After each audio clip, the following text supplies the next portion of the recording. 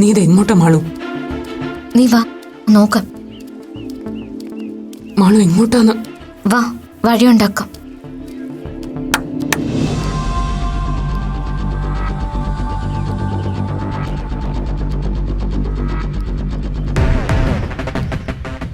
അപ്പുക്കുട്ടാ, കാര്യങ്ങളൊക്കെ ഞങ്ങൾ അറിഞ്ഞു. വേണമെങ്കിൽ ഞങ്ങളുടെ വാഷ്റൂം ഉപയോഗിക്കാം കേട്ടോ.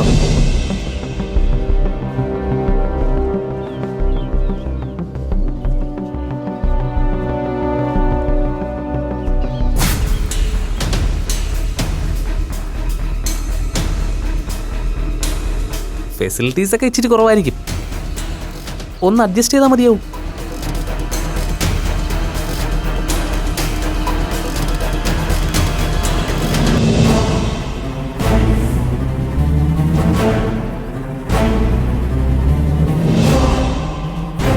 വരുന്നില്ലേ? വാ അപ്പു.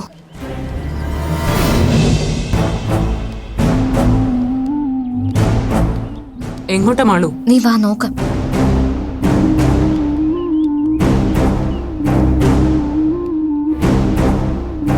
അപ്പോ നീ ആ മരത്തിന്റെ മറവിലേക്ക് പോ. ആരെങ്കിലും വരുന്നുണ്ടോന്ന് ഞാൻ നോക്കിക്കോളാം. പൊയ്ക്കോ അപ്പോ, അല്ലാതെ വേറെ വഴിയില്ല. ചെല്ല്, ഞാനിവിടെ കാവല് നിന്നോളാം. നീ പോയിട്ട് വാ. ചെല്ല്.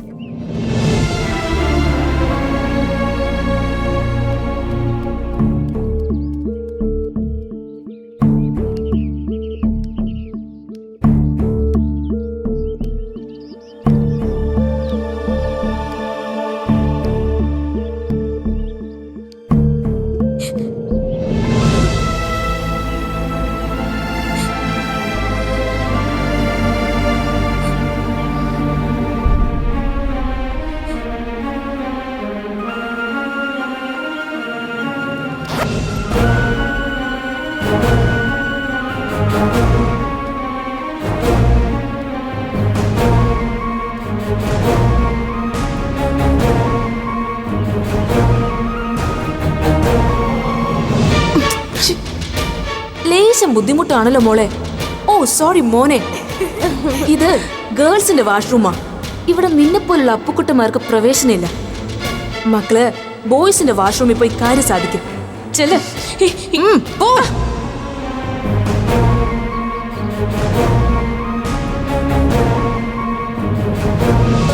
അപൂർവ വിജയ് ഇനി മുതൽ ഗേൾസിന്റെ വാഷ്റൂം യൂസ് ചെയ്യാൻ പാടില്ല.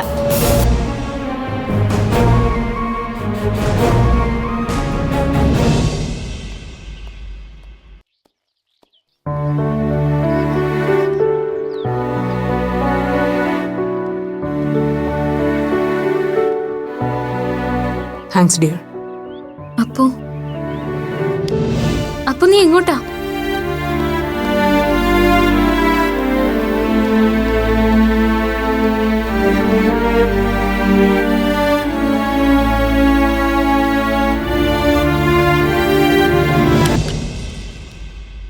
ടീച്ചർ എന്താ വിളിച്ചേ? ആ ടീച്ചറെ, HOD-മാരുടെ മീറ്റിംഗ് വൈകിട്ട് 4 മണി കഴിഞ്ഞ് വെച്ചാ മതി. ആ ശ്രീനിവാസൻ സാറിന് അപ്പോഴേ എത്താൻ കഴിയുള്ളൂ എന്ന് മെസ്സേജ് ഉണ്ടായിരുന്നു. എല്ലാവരെയും ആ വിവരം ഒന്ന് ഇൻഫോം ചെയ്യണം. ശരി മാഡം. ടൈം മാറ്റിയതുകൊണ്ട് ആരും ഇനി അതൊരു എക്സ്ക്യൂസ് ആക്കി എടുക്കരുതെന്ന് പ്രത്യേകം പറയണം. ഓക്കെ. എല്ലാ HODs-ഉം ഉണ്ടാവണമെന്ന് MD പ്രത്യേകം പറഞ്ഞിട്ടുണ്ട്. പറയാം madam.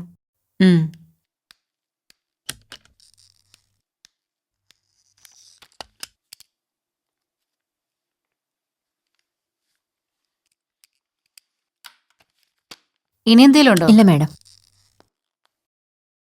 Excuse me madam, may I come in? നീയോ? എന്ത് വേണം? എനിക്ക് മാഡത്തോട് അല്പം സംസാരിക്കാനുണ്ടായിരുന്നു. എന്താന്ന് വെച്ചാ വേഗം പറഞ്ഞിട്ട് പൊയ്ക്കോ. ഞാൻ അല്പം ബിസിയാ. തന്റെ വാഷ്റൂം പ്രോബ്ലം ഒക്കെ സോൾവ് ആയോ? മുഖത്ത് നല്ല ആശ്വാസം കാണുന്നു, അതുകൊണ്ട് ചോദിച്ചതാ. ആശ്വാസമുണ്ട് മാഡം, നല്ല ആശ്വാസമുണ്ട്. ബഹുമാനപ്പെട്ട പ്രിൻസിപ്പൽ മാഡം ഉപദേശിച്ചു തന്ന വഴി തന്നെയാ എനിക്ക് രക്ഷയായത്. പട്ടാപ്പകൽ വെട്ടത്ത് ഈ ക്യാമ്പസിലെ ഒരു വിദ്യാർത്ഥിക്ക് മരത്തിന്റെ മറവിൽ പതുങ്ങിയും പേടിച്ചു നിന്ന് കാര്യം സാധിക്കേണ്ടി വരുന്നതിന്റെ ആശ്വാസം പറഞ്ഞറിയിക്കാൻ പറ്റാത്തതാ. അതിന് മാഡത്തോടൊരു സ്പെഷ്യൽ താങ്ക്സ് പറയാൻ വന്നതാ ഞാൻ. നീ എന്താ എന്നെ പരിഹസിക്കാൻ വന്നാണോ? അങ്ങനെ തോന്നിയെങ്കിൽ അത് സ്വാഭാവികം മാത്രമാണ്. അപ്പൊ ചെയ്തത് തെറ്റാണെന്ന് മാഡത്തിന് സ്വയം മനസ്സിലായി. ഓ, നീ എന്നെ മനസ്സിലാക്കി തരാൻ വന്നതാണോ? നിന്ന് കഥാപ്രസംഗം നടത്താതെ വന്ന കാര്യം പറഞ്ഞിട്ട് വേഗം പോവാൻ നോക്ക്. മാഡം, നാളെ മുതൽ എനിക്ക് ഈ ക്യാമ്പസിൽ വാഷ്റൂം ഫെസിലിറ്റി കിട്ടിയിരിക്കണം.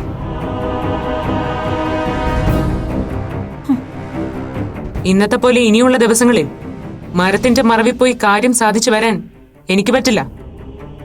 ഈ ക്യാമ്പസിലെ മറ്റു കുട്ടികളെ പോലെ തന്നെ വാഷ്റൂം ഫെസിലിറ്റിയും ആരെയും പേടിക്കാതെ ടോയ്ലറ്റിൽ പോകാനുള്ള സ്വാതന്ത്ര്യവും എനിക്ക് അവകാശപ്പെട്ടതാ. ആഹാ, കൊള്ളാലോ. മോളുടെ ഡിമാൻഡ്സ് കൂടിക്കൂടി വരികയാണല്ലോ.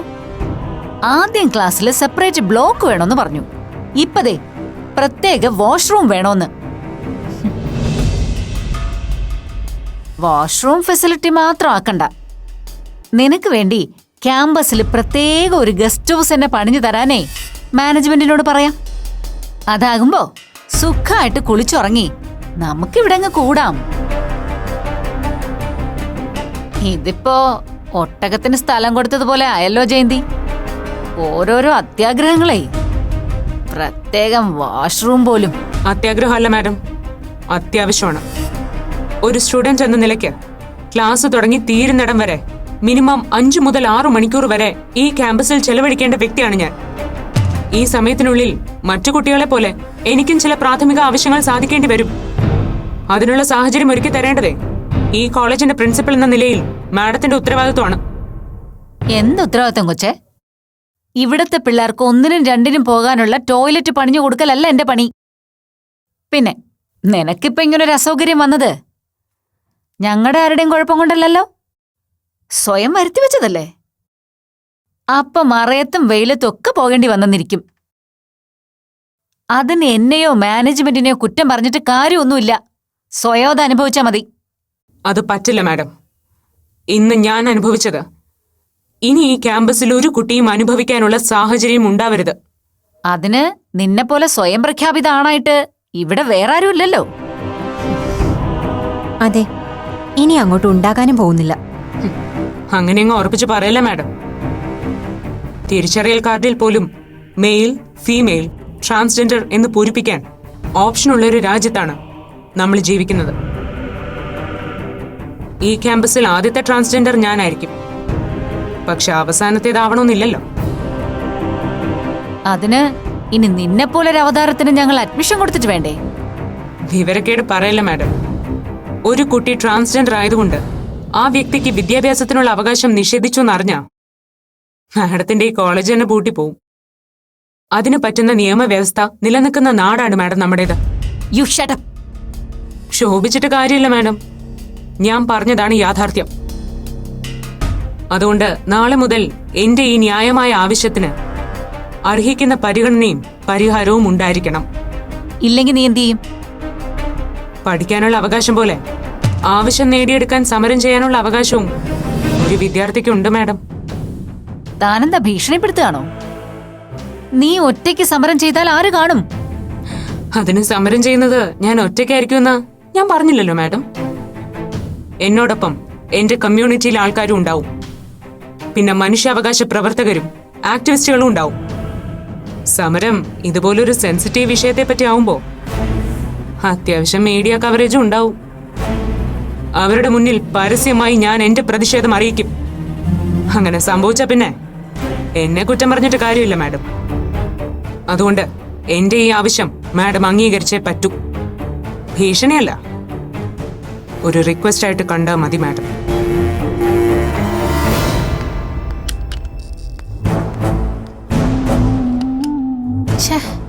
ആകെ തലവേദനയായല്ലോ ജയന്തി. ആ കുട്ടി പറഞ്ഞ പോലെ ചെയ്യും. നമുക്ക് അനുഭവം ഉണ്ടല്ലോ. എന്തെങ്കിലും ഉടനെ ചെയ്യണം മാഡം. ഒരു കാര്യം ചെയ്, ഇന്നത്തെ മീറ്റിംഗിന്റെ അജണ്ടയിൽ ഇതും കൂടി മെൻഷൻ ചെയ്. എന്തെങ്കിലും ഒരു സൊല്യൂഷൻ കണ്ടില്ലെങ്കിൽ അവൾ ഈ കോളേജിനെ നാറ്റിക്കും.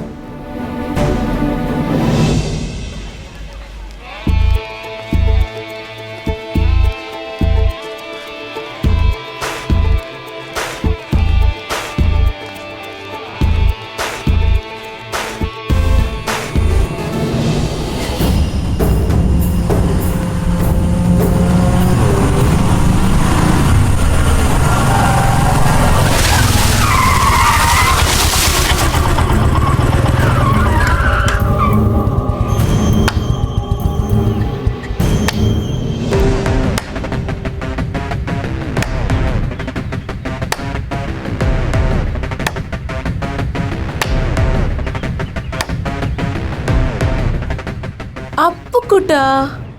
അപ്പുകുട്ട തൊപ്പിക്കാരാ എപ്പ കല്യാണം? ക്യാമ്പസിൽ വേറെ വർഷം കിട്ടിയാൽ അപ്പ കല്യാണം. അപ്പുകുട്ട തൊപ്പിക്കാരാ എപ്പ കല്യാണം? ക്യാമ്പസിൽ വേറെ വർഷം കിട്ടിയാൽ അപ്പ കല്യാണം. അപ്പുകുട്ട തൊപ്പിക്കാരാ എപ്പ കല്യാണം? ക്യാമ്പസിൽ വേറെ വർഷം കിട്ടിയാൽ അപ്പ കല്യാണം. അപ്പുകുട്ട തൊപ്പിക്കാരാ എപ്പ കല്യാണം? ക്യാമ്പസിൽ വേറെ വർഷം കിട്ടിയാൽ അപ്പ കല്യാണം. അപ്പുകുട്ട തൊപ്പിക്കാരാ എപ്പ കല്യാണം? ക്യാമ്പസിൽ വേറെ വർഷം കിട്ടിയാൽ അപ്പ കല്യാണം. അപ്പുകുട്ട തൊപ്പിക്കാരാ എപ്പ കല്യാണം? ക്യാമ്പസിൽ വേറെ വർഷം കിട്ടിയാൽ അപ്പ കല്യാണം. ക്യാമ്പസിൽ വേറെ അപ്പുകുട്ട തൊപ്പിക്കാരാ.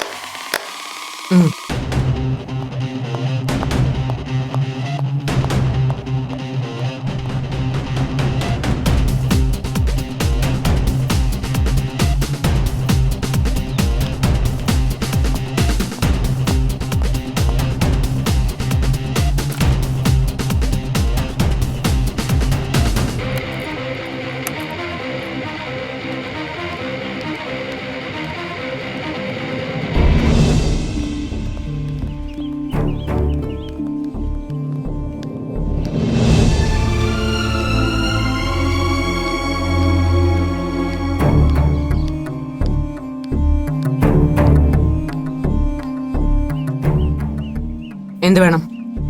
ഞാനും വരുന്നു. വേണ്ട. വേണം.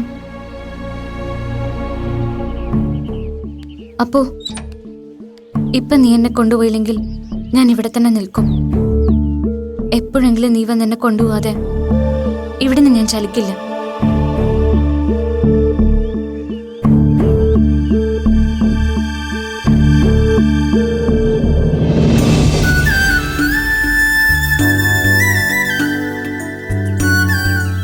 കയറ്.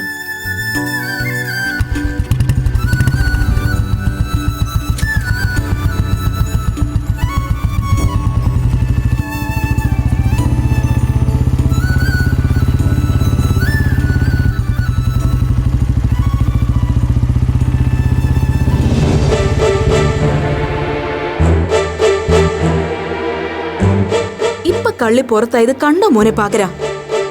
ഇന്നലെ നമ്മുടെ മുന്നിൽ രണ്ടും കൂടി ടോമാഞ്ചറി കളിച്ചത് വെറുതെ നമ്മുടെ കണ്ണിൽ പൊടിയിടാനായിരുന്നു. അല്ലേലും അവർക്ക് അധിക ദിവസമൊന്നും പിടിച്ചു വെക്കാൻ പറ്റത്തില്ല എന്ന് ഞാൻ അപ്പോഴേ പറഞ്ഞില്ലേ.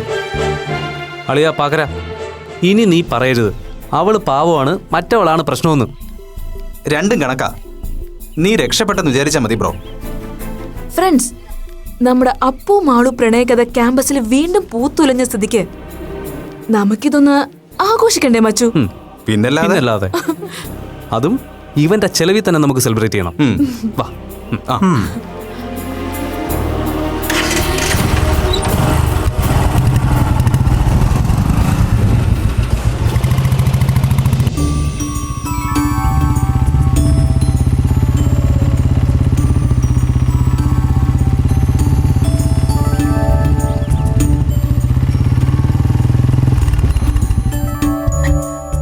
ഇറങ്ങ. എന്താ അപ്പോ?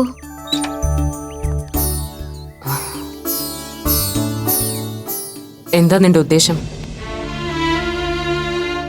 ചോദിച്ചത് വേറൊന്നും കൊണ്ടല്ല. കഴിഞ്ഞ കുറച്ച് ദിവസങ്ങളായി എല്ലാത്തിൽ നിന്ന് ഒഴിഞ്ഞു മാറി നടക്കുകയാണ് ഞാൻ. പരിഹസിച്ചവരോടും കുറ്റപ്പെടുത്തിയവരോടും ഒക്കെ പഴയ അപ്പുവിന്റെ രീതിയിൽ തന്നെ പ്രതികരിക്കണമെന്ന് തോന്നിയിട്ട് പോലും സ്വയം സഹിച്ചും നിയന്ത്രിച്ചും എല്ലാം ഉള്ളിലൊതുക്കുക ഞാൻ. എൻ്റെ ഈ തീരുമാനം ഇനി അങ്ങോട്ടുള്ള എൻ്റെ ലൈഫിലോട്ട് ഒരു ഈസി വാക്ക് ഓവർ അല്ലെന്ന് മറ്റാരേക്കാളും എനിക്ക് നന്നായിട്ടറിയാം. ഇതിലപ്പുറം ഇൻസൾട്ടും ഒറ്റപ്പെടുത്തലും ഒക്കെ ഇനിയും ഞാൻ പ്രതീക്ഷിക്കുന്നുണ്ട്. എന്നിട്ടും കോളേജിൽ വരണമെന്ന് ഞാൻ ആഗ്രഹിച്ചതും വാശി പിടിച്ചതുമൊക്കെ ക്യാമ്പസ് ലൈഫ് എന്നെ മോഹിപ്പിച്ചിട്ടൊന്നുമല്ല. അത്രയും നേരമെങ്കിലും എനിക്ക് എൻ്റെ അച്ഛനെയും അമ്മയും ഫേസ് ചെയ്യേണ്ടി വരില്ലല്ലോ എന്ന് ഓർത്തിട്ടാണ്. എനിക്കറിയാം മാളു, എൻ്റെ ഈ അവസ്ഥ കൊണ്ട് ഏറ്റവും കൂടുതൽ മുറിവേറ്റതും അപമാനിക്കപ്പെട്ടതും ഒറ്റപ്പെടുന്നതും ഒക്കെ എൻ്റെ പാവം വീപ്പിയും ഗീതമ്മയോ. എല്ലാ സ്വാതന്ത്ര്യവും സ്നേഹവും തന്ന് വളർത്തിയതുണ്ടാവുമെന്ന് അവർ ചിന്തിക്കുന്നുണ്ടാവും. പക്ഷെ ഒന്നും എൻ്റെ കുറ്റം കൊണ്ടല്ലെന്ന് ഞാൻ എത്രയൊക്കെ വിശ്വസിപ്പിക്കാൻ ശ്രമിച്ചിട്ടും അവർക്ക് ഉൾക്കൊള്ളാനാവുന്നില്ല. എന്റെ അച്ഛനും അമ്മയായിപ്പോയി എന്ന ഒറ്റ കാരണം കൊണ്ടാവും ഇങ്ങനെയൊക്കെ.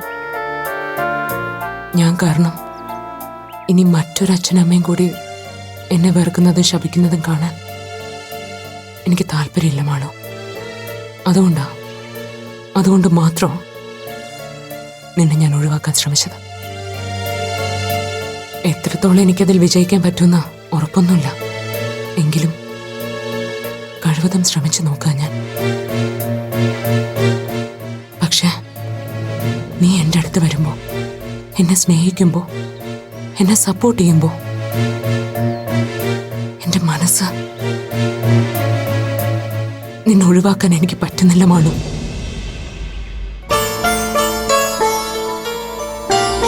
അതിന് എന്നെ കൊണ്ട് പറ്റുമെന്ന് നിനക്ക് തോന്നുന്നുണ്ടോ?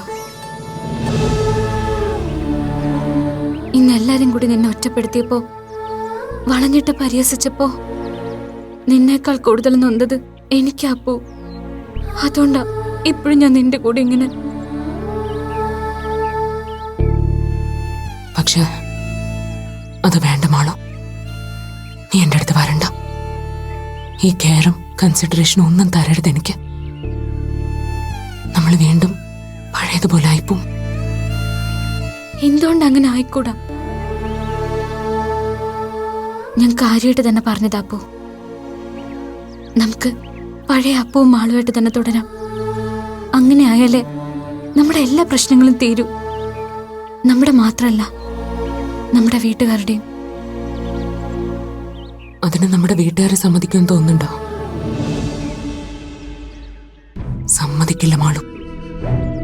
വീട്ടുകാരെന്നല്ല, ആരും സമ്മതിക്കില്ല. ഒരു ട്രാൻസ്ജെൻഡറിന് സൗഹൃദങ്ങളും സ്നേഹബന്ധങ്ങളും പ്രണയവും വിവാഹവും ഒന്നും പാടില്ല. നമ്മുടെ സൊസൈറ്റിയുടെ ആലിഖിത നിയമമാണത്. അവനായാലും അവളായാലും ഇന്നും ഒറ്റപ്പെട്ട് മറ്റുള്ളവർക്ക് പരിഹസിക്കാനുള്ളൊരു കഥാപാത്രമായിട്ട് കഴിഞ്ഞോണം. അതാണ് നിയമം. അതിന് ഏറ്റവും നല്ല ഉദാഹരണമാണ് ഇന്ന് ഈ ക്യാമ്പസിൽ കണ്ടത്. വേണ്ട മാളു. എന്നെ സ്നേഹിച്ച നീ വെറുതെ നിന്റെ ലൈഫ് റിസ്കിലാക്കണ്ട. എന്നെ മനസ്സിലാക്കാൻ ഒരാളെങ്കിലും ഉണ്ടല്ലോ എന്ന സമാധാനത്തിൽ ഞാൻ ജീവിച്ചോളാം. പൊയ്ക്കോ. ഇല്ല അപ്പൂ, മറ്റുള്ളവർക്ക് പരിഹസിക്കാനും കുത്തി നോവിക്കാനും ഒക്കെ വിട്ടുകൊടുത്തിട്ട് എനിക്ക് എന്റെ ജീവിതം മാത്രം സേഫ് ആക്കണ്ടോ? ശ്രമിച്ചാൽ കൂടി എനിക്കതിന് കഴിയില്ലെന്ന് ഇപ്പൊ നിനക്ക് മനസ്സിലായില്ലേ? നമ്മുടെ ഈ സ്നേഹബന്ധത്തിന് ഒരു കളങ്കവും ഇല്ലാത്തിടത്തോളം കാലം നമ്മൾ ആരെ എന്തിനു പേടിക്കണം? കളിയാക്കുന്നവര് കളിയാക്കിക്കോട്ടെ അപ്പൂ. കഥയുണ്ടാക്കി രസിക്കുന്നവര് രസിച്ചോട്ടെ. I just don't care. നിന്റെ ബെസ്റ്റ് ഫ്രണ്ടായി, ഒരു കൂടപ്പിറപ്പായി എന്നും ഞാനുണ്ടാവും, പഴയതുപോലെ.